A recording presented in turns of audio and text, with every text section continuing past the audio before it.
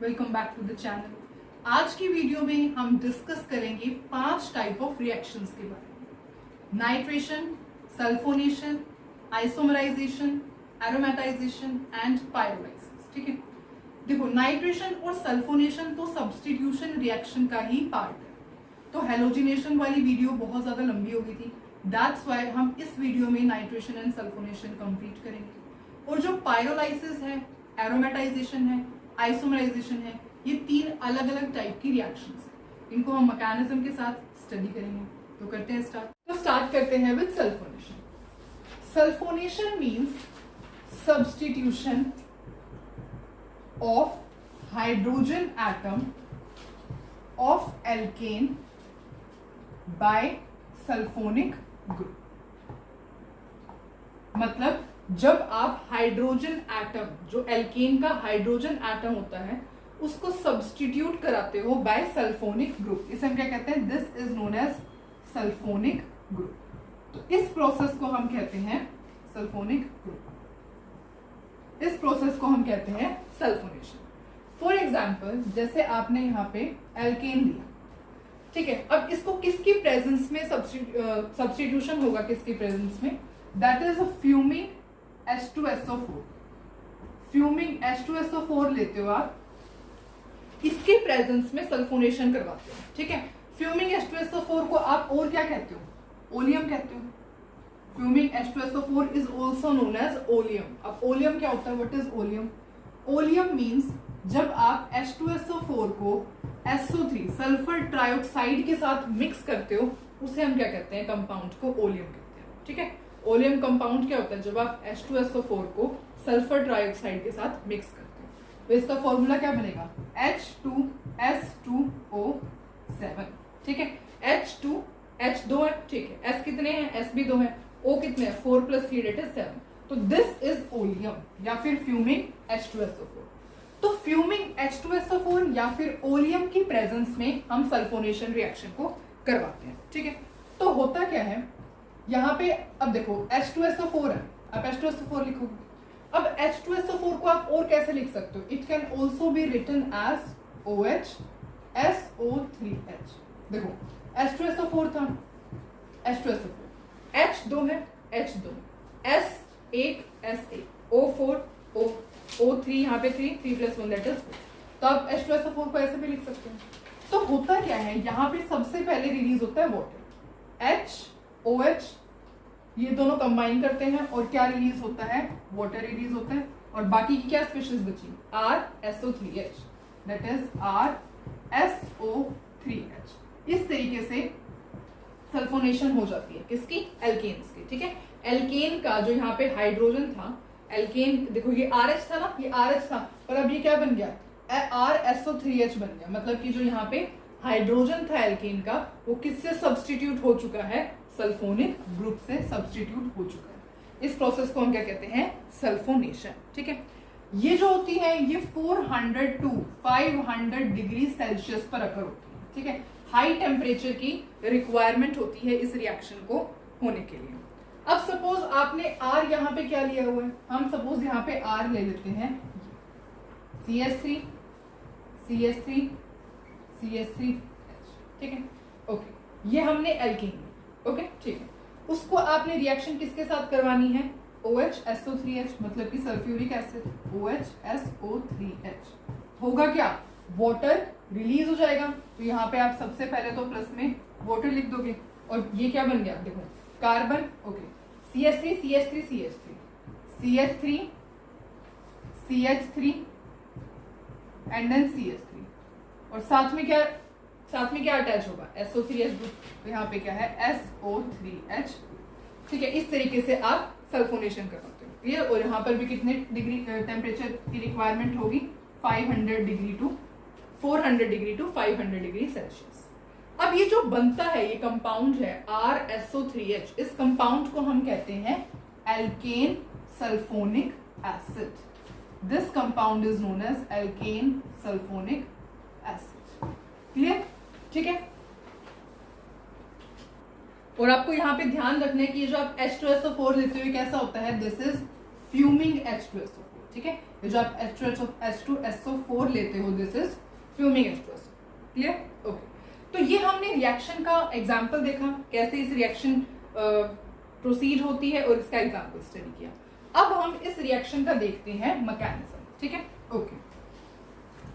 तो देखो, बहुत सिंपल मैकेनिज्म होता है सल्फोनेशन का। स्टार्ट करते हैं। देखो, सबसे पहले आपने लिया है फ्यूमिंग H2SO4, उसका ब्रेकडाउन होता है। देखो, OH SO3H, इसको OH को ऐसे लिखेंगे ना, O के साथ बॉन्ड है क्योंकि इसमें। ओके, सबसे पहले होगा इसके अंदर होमोलिटिक क्लीवेज। ये एक इलेक्ट्रॉन यहाँ पर, एक इलेक्ट्रॉन यहाँ पर। एक इलेक्ट्रॉन ऑक्सीजन के ऊपर आएगा तो क्या हो जाएगा, ये OH रेडिकल बन जाएगा, और एक इलेक्ट्रॉन SO3H पे आएगा तो ये क्या बन जाएगा, SO3H रेडिकल। क्लियर? ओके। अब आपने H2SO4 का होमोलिटिक क्लीवेज करवाया। अब आपके पास क्या है, एल्केन। एल्केन का होमोलिटिक क्लीवेज होगा RH, और साथ में क्या रिएक्ट करेगा, OH रेडिकल। ठीक है, तो ये जो RH है ये ऐसे क्लीव होगा, होमोलिटिक क्लीवेज। R के पास क्या आएगा, एक radical, R will get 1 radical, R radical बन जाएगा।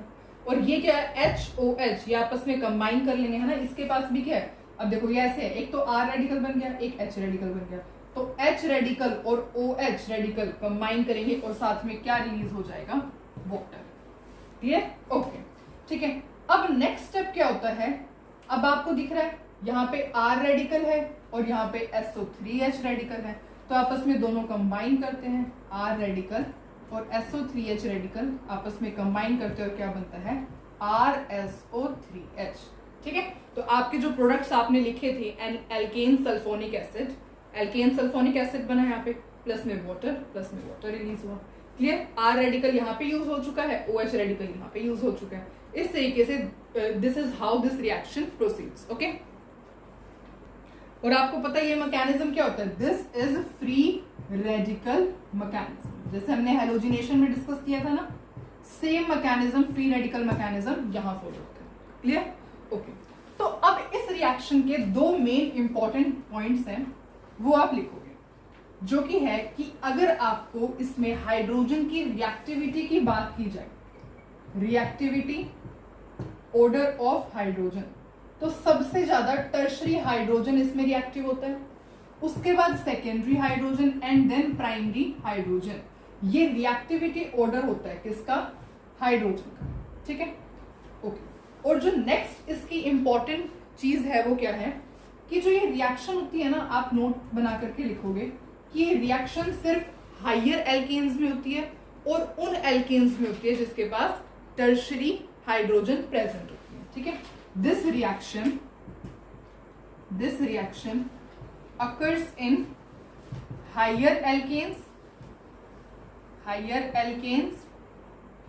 and alkanes having tertiary hydrogen। ठीक है, तो जिन एल्केन्स के पास टर्शरी हाइड्रोजन होगी, एक तो ये रिएक्शन उनमें हो सकती है, या जो हायर एल्केन्स होते हैं उनमें ये रिएक्शन होती है। ठीक है, तो ये छोटी सी रिएक्शन थी सल्फोनेशन। आई थिंक आपको समझ में आई है, कुछ नहीं करना होता, एल्केन लेना है, फ्यूमिंग H2SO4 लेना है, एट 400 to 500 डिग्री सेल्सियस क्या बनेगा, alkane sulphonic acid and water. Mechanism हम डिस्कस कर चुके हैं।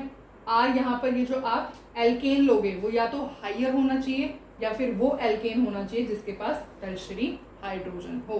ठीक है, जैसे टर्शरी हाइड्रोजन वाला क्या होगा, जैसे ये सपोज हमने ये एग्जांपल डिस्कस किया। ठीक है, तो ये जो हाइड्रोजन है, देखो ये क्या है, प्राइमरी कार्बन, ये प्राइमरी कार्बन, ये भी प्राइमरी कार्बन। ठीक है, कैसे, देखो ये कार्बन सिर्फ इससे सराउंडेड है तो प्राइमरी कार्बन, ये कार्बन भी सिर्फ एक कार्बन से अटैच है तो प्राइमरी कार्बन, ये कार्बन भी सिर्फ एक कार्बन से अटैच है तो प्राइमरी कार्बन। पर ये जो कार्बन है ये 3 कार्बन से सराउंडेड है, देयरफॉर ये क्या है, टर्शरी कार्बन है। और ये टर्शरी कार्बन है तो इसके साथ में जो हाइड्रोजन है ये क्या है, टर्शरी हाइड्रोजन है। ठीक है, तो देयरफॉर ये क्या करेगा, पार्टिसिपेट करेगा इन सल्फोनेशन रिएक्शन। ओके, तो this was all about the sulphonation reaction. I hope you got this. Okay, अब हम स्टडी करते हैं इसी जैसी एक और रिएक्शन होती है, सब्स्टिट्यूशन होता है, दैट इज नाइट्रेशन। ठीक है, तो यहां पर भी क्या होता है, जैसे सल्फोनेशन में आपने पढ़ा है कि सल्फोनेशन में रिप्लेसमेंट करते हैं हाइड्रोजन की बाय सल्फोनिक ग्रुप। यहां पे क्या होता है, here is substitution of hydrogen atom of alkane by nitro. ठीक है, यहाँ पे नाइट्रो ग्रुप सब्स्टिट्यूट करता है किसको? Hydrogen atom of alkene. Example discuss करें। देखो यहां पर आपने एल्केन लिया, RH लिया, अब रिएक्शन किसके साथ करोगे? देखो ये जो रिएक्शन होती है ना, ये मेनली होती है vapour phase nitration. Vapour phase nitration means इसको वेपर जो होते हैं ना, कंसंट्रेटेड HNO3 के वेपर्स, उनके साथ ये रिएक्ट कर सकता है। ठीक है, HNO3 के यहाँ पे वेपर्स यूज होते हैं एट हाई टेम्परेचर। इसको भी कितने डिग्री का टेम्परेचर चाहिए होता है? 400 to 500 डिग्री सेल्सियस का। ठीक है, एट हाई प्रेशर बनता क्या है? यहां पर बनता है, जैसे इसको HNO3 है, अब HNO3 को हम क्या लिख सकते हैं? It can also be written as OH NO2। कैसे? H यहाँ 1 है, H यहाँ 1 है, O 3 है, 1 + 2 दैट इज 3 NO। ठीक है, तो HNO3 को आप कैसे लिख सकते हो? HNO3 can also be written as OH NO2। ठीक है, और होगा क्या?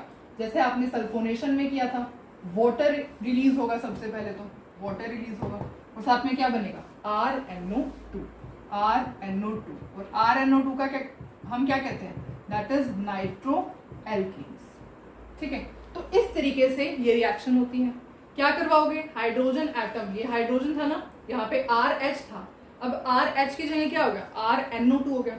तो नाइट्रो ग्रुप ने हाइड्रोजन ऑफ एल्केन को सब्स्टिट्यूट कर दिया, उसी को हम क्या कहते हैं? नाइट्रेशन कहते हैं। ठीक है, तो ये जो होती है वेपर फेज नाइट्रेशन होती है, इसके लिए किसकी जरूरत होती है? Concentrated HNO3 vapours, vapour form में चाहिए होता है, इसलिए हम इस रिएक्शन को क्या कहते हैं? वेपर फेज नाइट्रेशन कहते हैं। ठीक है, अगर आप इसको जैसे सपोज RH है, RH को आप कंसंट्रेटेड HNO3 लोगे, HNO3 लोगे और आपने रूम टेम्परेचर कितना होता है? 25 degree Celsius. 25 degree Celsius room temperature पे रिएक्शन करवाओगे, कोई रिएक्शन नहीं। ठीक है, जो एल्केन्स होते हैं वो concentrated HNO3 at room temperature कोई रिएक्शन नहीं देते। ठीक है, बिकॉज आपको पता ही एल्केन्स की लो रिएक्टिविटी होती है ना। एल्केन्स की लो रिएक्टिविटी होने की वजह से यहाँ पे आपको किसका यूज करना पड़ता है? कंसंट्रेटेड HNO3 वेपर्स का यूज करना पड़ता है at high temperature. Clear? Okay, अब इसका एग्जाम्पल डिस्कस करें। अच्छा, एग्जाम्पल डिस्कस करने से पहले इसका मैकेनिज्म देखते हैं। बिल्कुल सेम वही मैकेनिज्म है जो आपने सल्फोनेशन में देखा। ठीक है, देखो सबसे पहले क्या था? फर्स्ट स्टेप था, आपने वहां पे H2SO4 के होमोलिटिक क्लीवेज करवाई थी, यहाँ पे आप HNO3 की होमोलिटिक क्लीवेज करवाओगे। ऐसे OH NO2 होगा क्या? ये वाला रेडिकल यहाँ पे आएगा, ये इलेक्ट्रॉन यहाँ पे आएगा, कैसे बनेगा? OH रेडिकल प्लस में NO2 रेडिकल। सेकेंड स्टेप में क्या करवाया था आपने? RH की होमोलिटिक क्लीवेज करवाई थी, RH की होमोलिटिक क्लीवेज करवाओगे। ठीक है, और क्या है यहाँ पे? OH रेडिकल रिलीज हुआ है, वो साथ में रिएक्ट करेगा। क्या बन रहा था? वाटर प्लस में क्या बनेगा? R radical. ठीक है, ऐसे है ना, देखो R रेडिकल और H रेडिकल, ये ऐसे होमोलिटिक क्लीवेज हुई है। अब OH रेडिकल और H रेडिकल कंबाइन करेंगे और क्या बनाएंगे? वाटर बनाएंगे। R रेडिकल यहाँ रिलीज हो जाएगा। क्लियर? ओके, थर्ड स्टेप में क्या किया था आपने? थर्ड स्टेप में R रेडिकल, ये रहा R रेडिकल और NO2 रेडिकल, इनको कंबाइन करवाया था। मतलब वहां पे तो क्या था? SO3H था ना, यहाँ पे बस नाइट्रो ग्रुप है और क्या बना दोगे? RNO2 that is nitro alkene. This is the mechanism, again free radical mechanism होता है। क्लियर? ओके, तो अब आपने मैकेनिज्म भी स्टडी कर लिया है और रिएक्शन जैसे प्रोसीड होती है वो। तो अब इसका एग्जाम्पल स्टडी करते हैं। एग्जाम्पल स्टडी करने से पहले आप यहाँ पे एक बात मेंशन करोगे कि यहाँ पे ना जो कार्बन कार्बन का बॉन्ड होता है ना, वो भी ब्रेक होता है। Carbon carbon bond break. Actually होता क्या है, ये जो रिएक्शन होती है ये आप हाई टेम्परेचर पे करवाते हो, है ना। अब हाई टेम्परेचर पे तो वहां पर भी करवा रहे थे, पर ये रिएक्शन कैसे हो रही है? तो ये रिएक्शन जो होती है हाई टेम्परेचर पे होने की वजह से जो वहां यहाँ पे कार्बन कार्बन बॉन्ड होता है वो ब्रेक कर जाता है। ठीक है, अब इसका एग्जाम्पल डिस्कस करते हैं। सपोज हमने यहाँ पे यहाँ पे एल्केन लिया है हमने propane, CH3 CH2 CH, propane लिया। रिएक्शन किसके साथ होगी? Again OH NO2, that is nitric acid के साथ रिएक्शन होगी। तो अब देखो कितने सारे प्रोडक्ट्स पॉसिबल हैं, 400 to 500 डिग्री सेल्सियस, कितने सारे प्रोडक्ट्स पॉसिबल है। देखो सबसे पहले क्या हो सकता है, ये कार्बन कार्बन एसिड, ठीक है, यहाँ पे 3 हाइड्रोजन है, यहाँ पे 2 हाइड्रोजन है, और यहाँ पे हाइड्रोजन मैंने ऐसे रिप्रेजेंट कर दिया हाइड्रोजन, ठीक है। अब होगा क्या, देखो एक तो ये है कि जो NO2 ग्रुप है ये क्या है, प्राइमरी, और ये क्या है, सेकेंडरी, और ये क्या है, टर्शियरी, ठीक है। तो NO2 ग्रुप प्राइमरी वाले कार्बन पे आके अटैच हो जाए, है ना, प्राइमरी वाले कार्बन पे आकर के अटैच हो जाए, ऐसा हो सकता है। अगर प्राइमरी वाले पे अटैच होगा तो क्या बन जाएगा, CH3 CH2 CH2 NO2, है ना, ठीक है। अब सेकेंडरी वाले कार्बन जो है उसके ऊपर भी NO2 ग्रुप अटैच हो सकता है, फिर क्या बन जाएगा, फिर ऐसे बन जाएगा CH3 CH NO2 and then CH, ठीक है। अगर देखो मतलब आपको पता है ये होमोलिटिक क्लीवेज होती है ना, होमोलिटिक क्लीवेज होती है, तो यहाँ पे क्या होता है, फ्री रेडिकल बनता है। फ्री रेडिकल मैकेनिज्म से नाइट्रेशन होता है ना, तो फ्री रेडिकल बनता है। अगर यहाँ पे जैसे यहाँ पे आपने एक H का बॉन्ड था, ऐसे यहाँ पे होमोलिटिक क्लीवेज हुई, H रेडिकल निकला, OH रेडिकल के साथ कंबाइन करेगा, वाटर बना लेगा, प्लस में वाटर भी रिलीज होगा, और यहाँ पे एक रेडिकल आ जाएगा। अब यहाँ पे रेडिकल आ जाता है NO2 ग्रुप, इस रेडिकल को अटैक कर सकता है, इस रेडिकल को अटैक करेगा तो ये प्रोडक्ट बन जाएगा, ठीक है। अब अगेन यहाँ पे तो प्राइमरी को अटैक किया था, अब ये भी तो एक रेडिकल है, सेकेंडरी रेडिकल, तो ये प्राइमरी रेडिकल है, ठीक है। तो यहाँ पे ऐसे भी तो क्लीवेज हो सकती है, ठीक है। तो ये जो H रेडिकल रिलीज होगा, H रेडिकल रिलीज होगा, OH रेडिकल के साथ कंबाइन करेगा, वाटर बना लेगा, ठीक है। और यहाँ पे एक रेडिकल आ गया ऐसे, अब यहाँ पे ये रेडिकल है, NO2 ग्रुप यहाँ पे अटैच हो सकता है, यहाँ अटैच होगा तो ऐसे बन जाएगा, ठीक है, ओके। तो ये तो आपने कार्बन और हाइड्रोजन के बॉन्ड ब्रेक कर दिए, ठीक है। पर इसमें क्या होता है, कार्बन और कार्बन का बॉन्ड भी ब्रेक हो सकता है, तो ये कार्बन कार्बन, सपोज ये वाला बॉन्ड ब्रेक हो जाता है, तो ये क्या बन जाएगा, ये ऐसे रेडिकल बन जाएगा, ये ऐसे रेडिकल बन जाएगा, मतलब कि CH3 CH2 ऐसे बन जाएगा, और ये क्या बन जाएगा, CH3 ऐसे बन जाएगा। अब होगा क्या, इसके ऊपर नाइट्रो ग्रुप अटैच हो सकता है ना, अगर इसके ऊपर नाइट्रो ग्रुप अटैच होगा तो क्या बन जाएगा, CH3 CH2 NO2 बन जाएगा। और अगर इस रेडिकल के ऊपर नाइट्रो ग्रुप अटैच होता है तो क्या बन जाएगा, CH2 NO2 बन जाएगा, ठीक है, CH2 NO2, क्लियर, CH3 आएगा यहाँ पे, CH3 NO2। तो these are some possible products जो कि बन सकते हैं, क्लियर। एक बार इस एग्जाम्पल को दोबारा समझते हैं। देखो आपने यहाँ पे प्रोपेन लिया, प्रोपेन की रिएक्शन आपने करवाई HNO3 के साथ, ठीक है, बनता क्या है, देखो आपको पता है नाइट्रेशन भी फ्री रेडिकल मैकेनिज्म, अभी हमने मैकेनिज्म देखा, फ्री रेडिकल मैकेनिज्म से प्रोसीड होती है।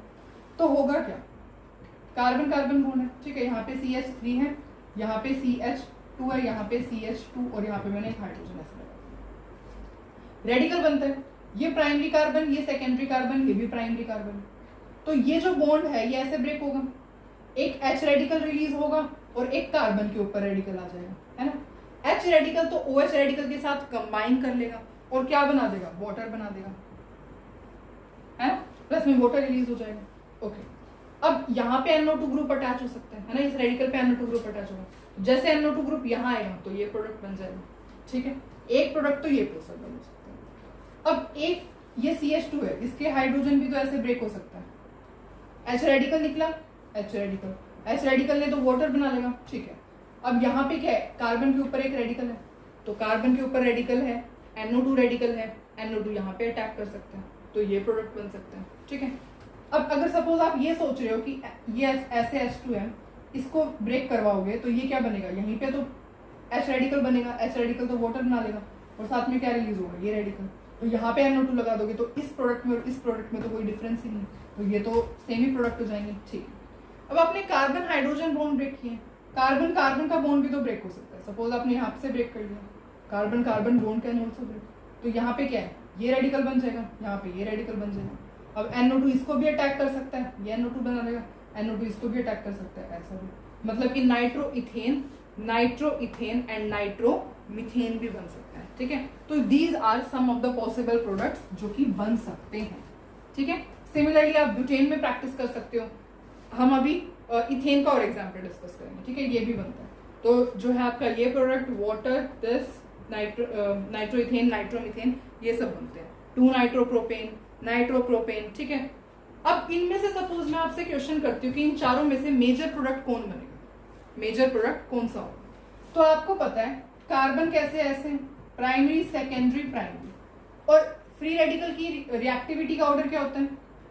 मतलब रिएक्टिविटी छोड़ो, स्टेबिलिटी का ऑर्डर क्या होता है? स्टेबिलिटी ऑर्डर ये होता है, सबसे ज्यादा फ्री रेडिकल ये स्टेबल होता है, टर्शरी, फिर सेकेंडरी, फिर प्राइमरी।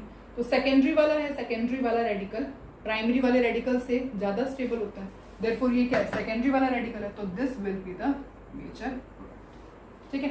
इस तरीके से आप डिसाइड कर सकते हैं, ओके। अब हम एक और एग्जांपल डिस्कस करते हैं इथेन का, दैट इज सपोज हमने यहाँ पे लिया CH3, यहाँ पे अगेन आपने OH NO2 ऐड करवाया एट सपोज 450 डिग्री सेल्सियस, ठीक है। होगा क्या? पहले तो वाटर ही रिलीज हो जाएगा, ओके। अब क्या हो सकता है? एक प्रोडक्ट तो ये हो सकता है कि यहाँ पर जो है, यहाँ पे क्या है? CH3 है, यहाँ पे CH2 है और यहाँ पे हाइड्रोजन है, ऐसे ब्रेक हो जाएगा होमोलिटिक क्लीवेज। एक तो H रेडिकल बन जाएगा, ओके, और एक रेडिकल कार्बन के ऊपर आ जाएगा।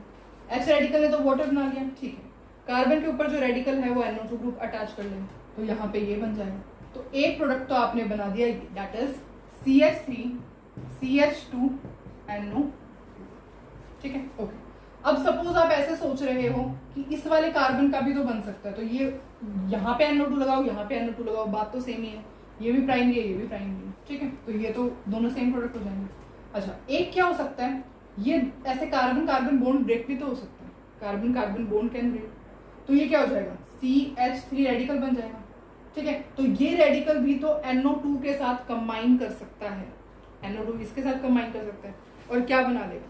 CH3 CH3 NO2, तो यहाँ पे ये भी बन सकता है, ठीक है। तो these are some of the products in case of the nitration of ethane. जब आप इथेन की नाइट्रेशन करवाओगे तो ये 3 प्रोडक्ट्स आएंगे, water, that is this and this, ठीक है, क्लियर। इस तरीके से आप, मैंने इथेन का एग्जांपल डिस्कस किया, प्रोपेन का, ब्यूटेन का भी करवा सकते हो। मतलब आपको सिर्फ ये देखना है, पहले तो आपको क्या करवाना है, कार्बन और हाइड्रोजन का बॉन्ड ब्रेक कराओ, ये प्राइमरी है, सेकेंडरी सेकेंडरी प्राइमरी, ठीक है, इसके साथ ब्रेक कराओ, इसके साथ ब्रेक कराओ, फिर आप क्या करो, कार्बन कार्बन का बॉन्ड ब्रेक करके प्रोडक्ट्स देखो, ठीक है। तो इस तरीके से आप ब्यूटेन का भी एग्जांपल डिस्कस कर सकते हो, ठीक है। तो आप इसे खुद सॉल्व करोगे कि अगर ऐसे आपको गिवन हो, ब्यूटेन को आपने कंसंट्रेटेड HNO3 वेपर्स के साथ रिएक्ट करवाना है एट 450 डिग्री सेल्सियस, तो क्या प्रोडक्ट्स होंगे? You will solve it by your own, ठीक है। तो ये थी हमारी नाइट्रेशन रिएक्शन। अब हमने सब्स्टिट्यूशन का हैलोजिनेशन पढ़ लिया है, नाइट्रेशन पढ़ लिया है, सल्फोनेशन पढ़ लिया है। अब जो है कुछ थोड़ी लेस इंपॉर्टेंट रिएक्शंस पेंडिंग है, वो डिस्कस करते हैं। देखो, अब डिस्कस करते हैं हम पायरोलाइसिस। पायरोलाइसिस, पायरो का मतलब होता है heat, pyro means heat and lysis means breakdown, मतलब हीट की प्रेजेंस में ब्रेकडाउन, उसे हम क्या कहते हैं? पायरोलाइसिस कहते हैं, ठीक है।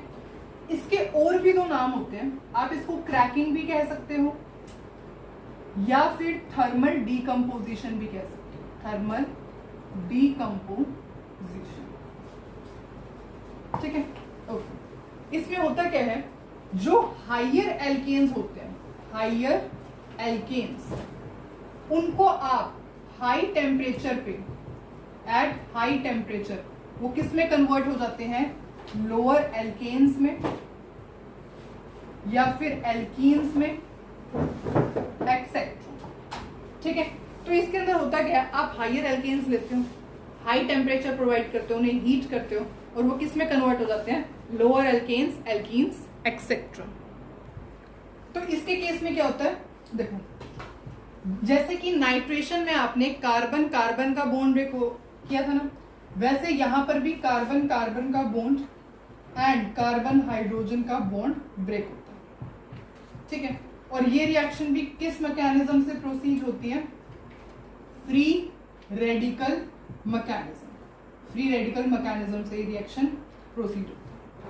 अब इसको डिस्कस करते हैं। देखो बस आपको ये बात ध्यान रखनी है कि कार्बन कार्बन और कार्बन हेलोजन का बॉन्ड यहाँ पर ब्रेक होता है। क्लियर? ओके, तो डिस्कस करते हैं विद इथेन, इथेन के साथ। एग्जाम्पल आपने ले लिया इथेन, CH3 CH3, उसको आपने हाई टेम्परेचर पे, सपोज आपने 500 डिग्री सेल्सियस टेम्परेचर दे दिया। अब क्या होगा? देखो क्या हो सकता है, सबसे पहले बॉन्ड ब्रेक करवाया करो कार्बन हाइड्रोजन का, उसके बाद प्रोडक्ट्स बनाएंगे। देखो CH3 CH2, यहाँ पे हाइड्रोजन, ठीक है, ये ऐसे होमोलिटिक क्लीवेज हो सकती है। ओके, अब आपने क्या किया, H रेडिकल हुआ, H रेडिकल, ठीक है। अब यहाँ पे क्या है, यहाँ पे भी एक हाइड्रोजन है जिसकी कैसे हो सकती है, होमोलिटिक क्लीवेज ऐसे हो सकती है, तो यहाँ से भी एक H रेडिकल निकल गया और कार्बन के ऊपर क्या आ गया, रेडिकल। अगेन कार्बन के ऊपर यहाँ पे भी क्या आ गया, रेडिकल। अब आपको दिख रहा है रेडिकल रेडिकल रेडिकल रेडिकल, तो आपस में बॉन्ड बनाएंगे तो क्या बन गया, CH2 डबल बॉन्ड CH2 और H रेडिकल कंबाइन करेंगे और क्या बन जाएगा, H2। समझ में आया आपको? देखो दोबारा समझाती हूँ मैं। ऐसे था CH3 CH3, ऐसे ही था। आपने यहाँ पे CH2 ऐसे H लिख दूं, कोई प्रॉब्लम तो नहीं है? Okay, there is no problem. यहाँ पे ऐसे होमोलिटिक क्लीवेज होगी, यहाँ पे भी ऐसे होमोलिटिक क्लीवेज होगी।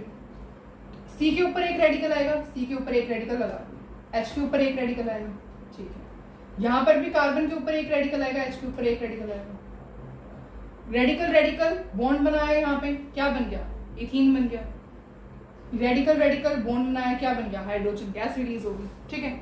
अब आपने कार्बन हाइड्रोजन का बॉन्ड तो ब्रेक करवा के देख लिया, पर यहाँ तो कार्बन कार्बन का बॉन्ड भी ब्रेक हो सकता है। क्लियर? तो कार्बन कार्बन का बॉन्ड ब्रेक करवा के देख लेते हैं। देखो अब कार्बन कार्बन है, CH3 CH3, इसका बॉन्ड आप ब्रेक करवाओगे तो आप CH3 लगाओगे यहाँ पे और यहाँ पे भी CH3 लगाओगे। अब क्या होगा, कुछ भी नहीं हो सकता, ठीक है। मतलब कि ये आपस में दोबारा से बॉन्ड बना लेंगे तो क्या होगा, CH3 रहेगा। देयरफॉर इथेन के केस में सिर्फ आपको एक सिंगल प्रोडक्ट मिलता है, दैट इज इथीन, और हाइड्रोजन गैस भी रिलीज होती है। पर यहाँ पे कार्बन कार्बन का बॉन्ड ब्रेक नहीं हो सकता, क्यों? क्योंकि अगेन सेम इथेन ही प्रोडक्ट है। पर अब हम रिएक्शन को डिस्कस करते हैं, दैट इज प्रोपेन का एग्जांपल लेते हैं। आपने अगेन उसको 500 डिग्री सेल्सियस पे किया, ठीक है। होगा क्या, कार्बन कार्बन का, ठीक है, CH3, यहाँ पे मैंने CH लगाया, CH, और यहाँ पे अगेन, अब इसके ऊपर मैंने हाइड्रोजन लगा दी, इसके ऊपर हाइड्रोजन। पहले कार्बन हाइड्रोजन का बॉन्ड ब्रेक करके देख लेते हैं। यहाँ से क्या हुआ, होमोलिटिक क्लीवेज, यहाँ से होमोलिटिक क्लीवेज, H यहाँ से रेडिकल लेके निकल गया, ओके, बाहर। CH2 के ऊपर रेडिकल आ गया, ठीक है। अगेन H रेडिकल लेके निकल गया, CH के ऊपर रेडिकल आ गया, ठीक है। H रेडिकल ने कंबाइन किया, क्या बनाया, हाइड्रोजन गैस, ठीक है। रेडिकल रेडिकल ने क्या बनाया, बॉन्ड बनाया, क्या बन गया, प्रोपीन बन गया। प्रोपेन से आपने प्रोपीन बना दिया, that is CH3 CH double bond CH, ठीक है, ओके। अब देखते हैं दोबारा इसको, CH3 CH2 CH3। अब आपने इन दोनों की हाइड्रोजन ली थी। अब आप सोचोगे कि ऐसे ये वाली भी तो हाइड्रोजन ले सकते हैं, बिल्कुल ले सकते हो, ये वाली हाइड्रोजन ले लो, बात तो सेम ही होगी। ये H रेडिकल दोनों निकलेंगे हाइड्रोजन की फॉर्म में, इसके ऊपर रेडिकल रेडिकल आएगा, बॉन्ड बनाएंगे तो क्या हो जाएगा, ये अगेन ये क्या बन गया, दिस इज CH2, अगेन ये क्या बन गया, प्रोपीन। तो डिफरेंस तो आया नहीं कहीं, ठीक है, ओके। अब अपने कार्बन और हाइड्रोजन का बॉन्ड तो ब्रेक करवा के देख लिया है, कार्बन कार्बन का बॉन्ड ब्रेक करवा के देख लो, CH3 CH2 CH, ठीक है। अब आपने क्या करवाना है, कार्बन और कार्बन का बॉन्ड ब्रेक करवाना है। सपोज आपने ये बॉन्ड यहां से ब्रेक करवाना, तो ये क्या बन गया, CH3 CH2 CH3 रेडिकल और यहाँ पे CH3 ऐसे बन गया ना, इसके ऊपर रेडिकल आ गया, ठीक है, इसके ऊपर रेडिकल आ गया, ठीक है। तो होगा क्या, यहां से जो ये एक अपना हाइड्रोजन रेडिकल किसको दे देगा, इसको दे देता है, ठीक है। ये एक अपना हाइड्रोजन रेडिकल इसको, क्योंकि देखो अगर ये कंबाइन कर जाएंगे तो ये दोबारा से ऐसे प्रोडक्ट बनाएंगे, ठीक है। अब दैट्स व्हाई ये जो अपना, इसके पास भी तो रेडिकल है ना, तो ये जो अपना हाइड्रोजन रेडिकल होता है ये इसको दे देता है। अब आप सोचोगे ऐसे इथेन में भी तो था, जो हमने प्रीवियस एग्जाम्पल डिस्कस किया था, ऐसे यहाँ पे भी तो रेडिकल आए थे, पर इसके साथ कोई कार्बन नहीं है इसको हाइड्रोजन देने के लिए, ना ही इसके पास कोई कार्बन है इसको हाइड्रोजन देने के लिए, ठीक है। दैट्स वाई इथेन के केस में ये पॉसिबल नहीं था। पर इस रेडिकल के पास ये कार्बन है, इस कार्बन के पास ये हाइड्रोजन है, तो एक हाइड्रोजन है यहाँ पर इसको दे सकता है। और जैसे एक हाइड्रोजन देगा तो यहाँ पे क्या हो जाएगा, ये तो CH4 बन जाएगा और यहाँ पे क्या आ जाएगा, एक रेडिकल आ जाएगा, ठीक है।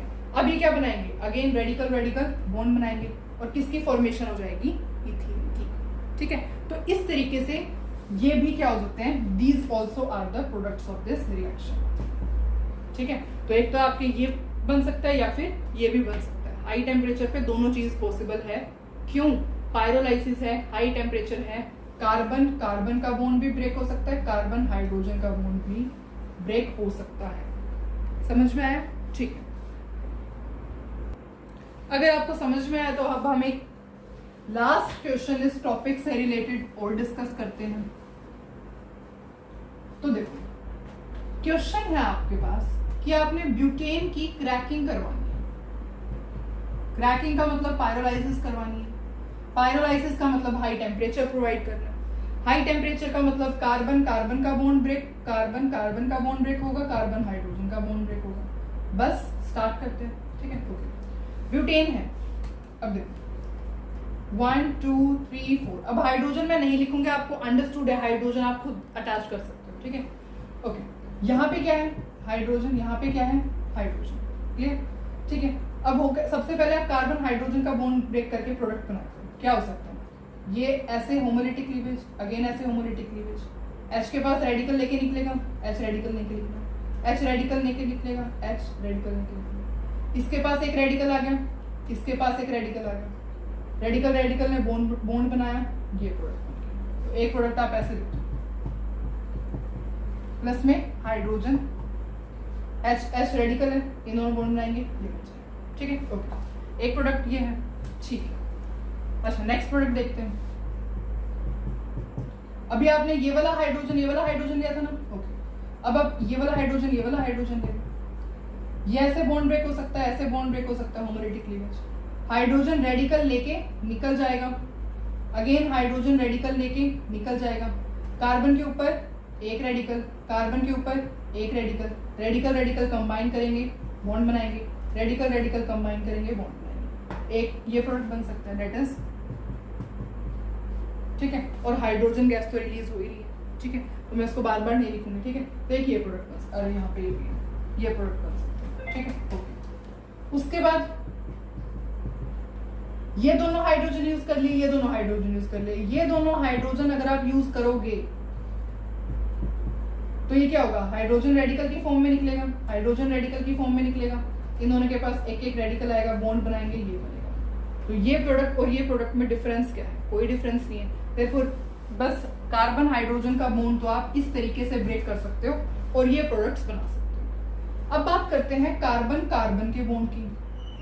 तो कार्बन कार्बन का बॉन्ड आप ऐसे ब्रेक कर सकते हो, तो ये क्या बन जाएगा, रेडिकल, ये भी रेडिकल।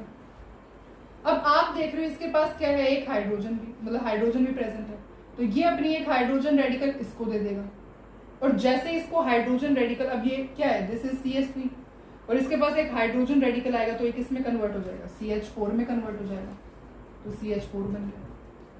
और यहाँ पे क्या, एक यहाँ पे हाइड्रोजन गया, एक रेडिकल बच गया, यहाँ पे एक रेडिकल कंबाइन करेंगे, ये प्रोडक्ट बनेगा।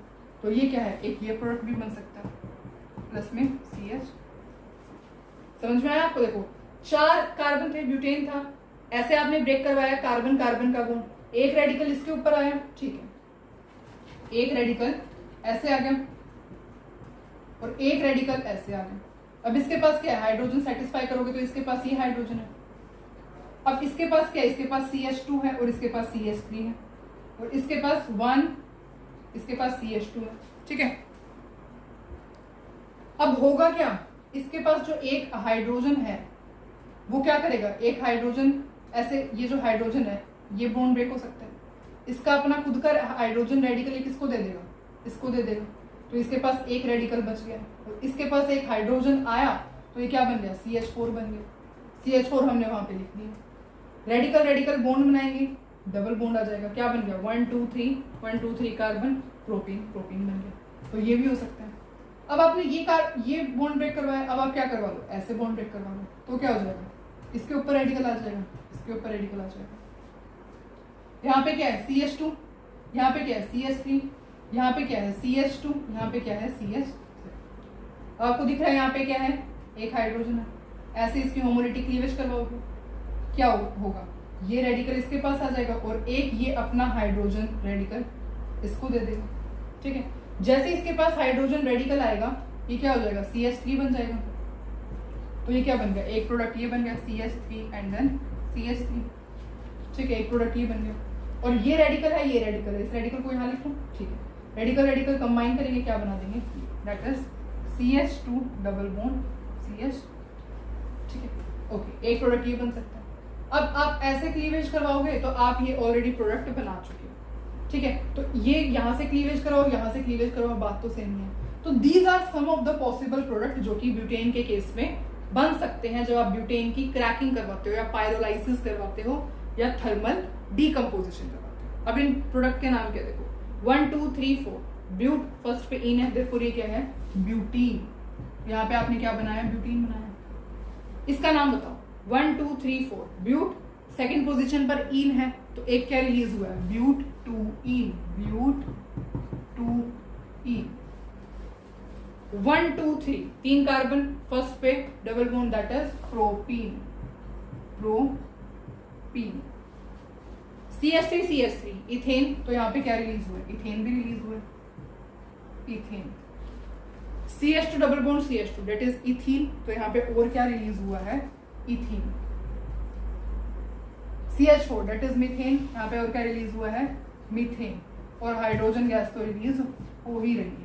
तो these are the possible products जो कि ब्यूटेन की क्रैकिंग के बाद बन सकते हैं। ठीक है, हमने लिखा था ना हाइयर एल्केन, ब्यूटेन एक हाइयर एल्केन था, हाई टेम्परेचर प्रोवाइड किया, लोअर एल्केन एल्कीन्स एक्सेट्रा में कन्वर्ट हो गया, एल्कीन भी बन गए हैं, एल्कीन एल्कीन एल्कीन और एल्केन भी बन गए हैं। ठीक है, तो इस तरीके से आप प्रोडक्ट्स बना सकते हैं। क्लियर, तो this was all about the pyrolysis, आप ऐसे पायरोलाइसिस करा सकते हैं। तो अब हम नेक्स्ट रिएक्शन स्टडी करते हैं। ठीक है, ओके, नेक्स्ट रिएक्शन स्टडी करते हैं। नेक्स्ट रिएक्शन है आपकी एरोमेटाइजेशन। एरोमेटाइजेशन मतलब कि एरोमेटिक कैरेक्टर का आना। वैसे इसको हम रिफॉर्मिंग भी कहते हैं, also known as reforming, reforming भी इसे कहते हैं। ठीक है, ओके, देखते हैं। देखो इसके अंदर होता क्या है, जो एन एल्केन्स होते हैं हैविंग 6 और 6 to 10 carbon atoms, 6 to 10 carbon atoms, जब आप उन्हें रिएक्ट करवाते हो Cr2O3 के साथ या फिर V2O5 के साथ या फिर MO2O3 के साथ, ठीक है, supported with alumina, supported with alumina, aluminium. ठीक है, तो क्या प्रोडक्ट बनता है, बेंजीन एंड इट्स होमोलोग्स,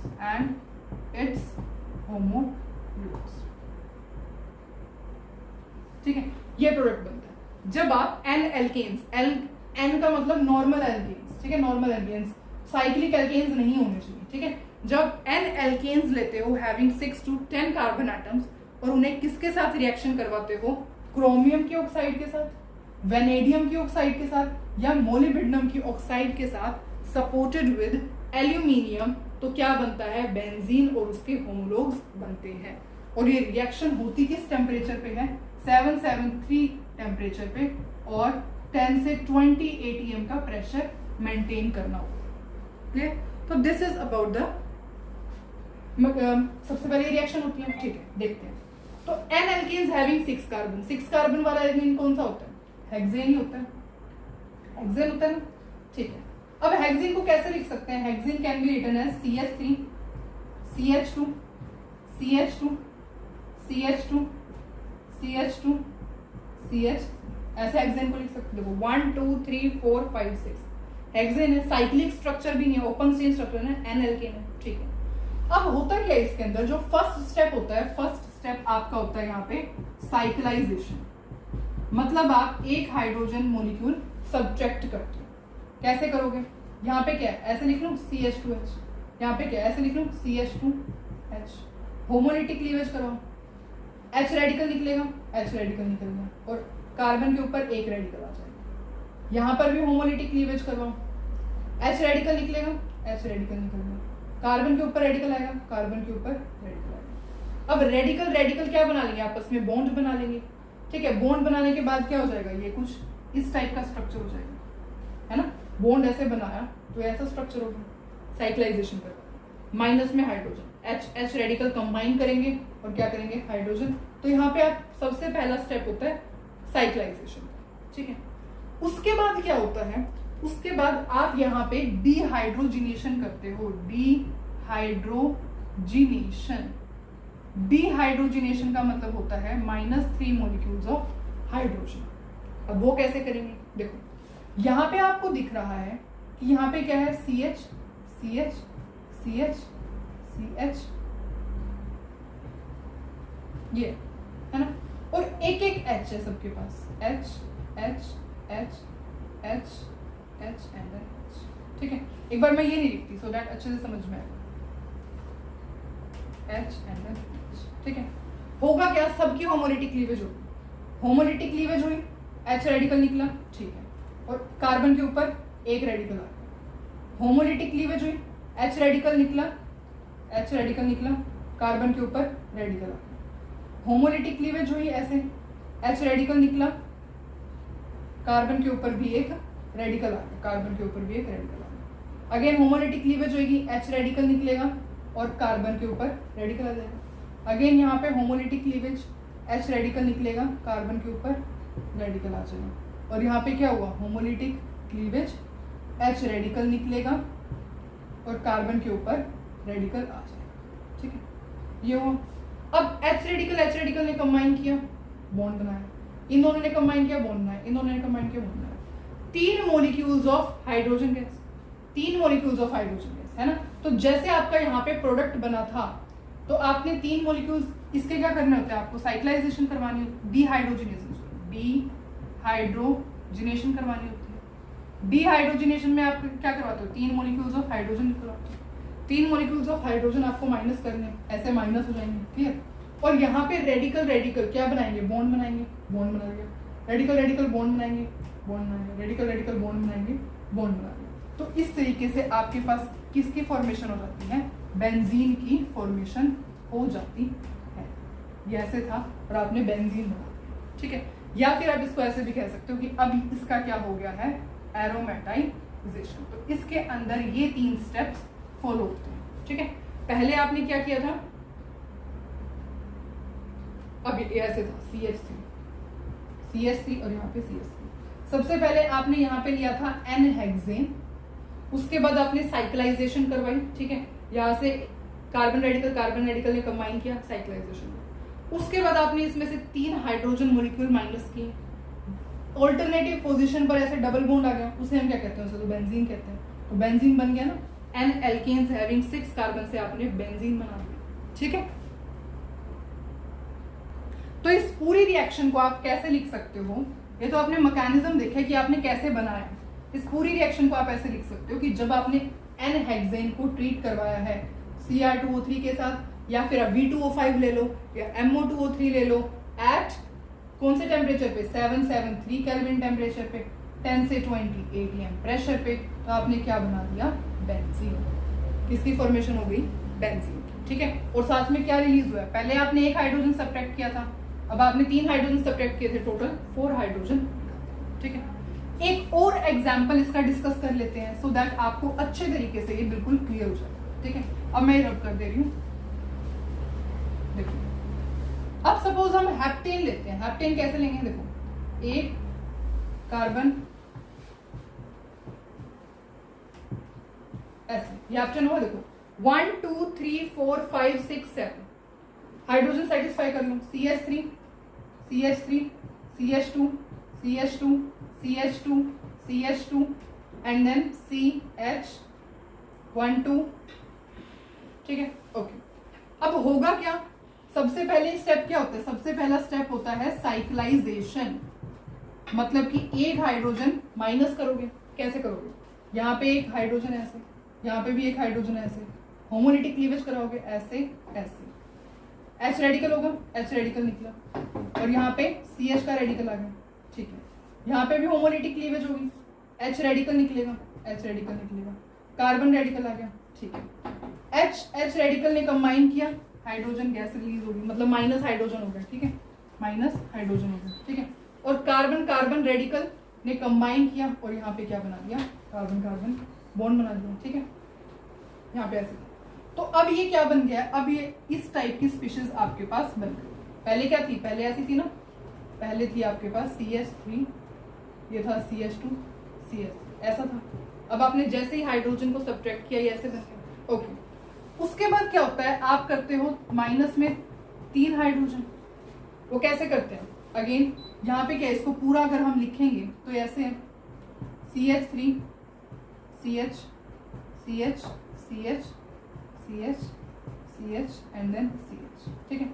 क्या होगा, एक एक हाइड्रोजन सबके पास है, सबके पास एक एक हाइड्रोजन है, होमोलिटिक क्लीवेज होगी, एक हाइड्रोजन निकलेगा रेडिकल, कार्बन के ऊपर रेडिकल आएगा, एक हाइड्रोजन रेडिकल निकलेगा, कार्बन के ऊपर रेडिकल आएगा, एक हाइड्रोजन रेडिकल निकलेगा, कार्बन के ऊपर रेडिकल आएगा, अगेन यहाँ से भी हाइड्रोजन रेडिकल निकलेगा, कार्बन के ऊपर रेडिकल आएगा, यहाँ से भी हाइड्रोजन रेडिकल निकलेगा, कार्बन के ऊपर रेडिकल, ये भी इस तरीके से। तो इन दोनों हाइड्रोजन ने बॉन्ड बनाया, इन दोनों हाइड्रोजन ने बॉन्ड बनाया, और एक हाइड्रोजन यहाँ से बॉन्ड बना दिया, तो 3 हाइड्रोजन मॉलिक्यूल्स निकल जाएंगे इसमें से, ठीक है।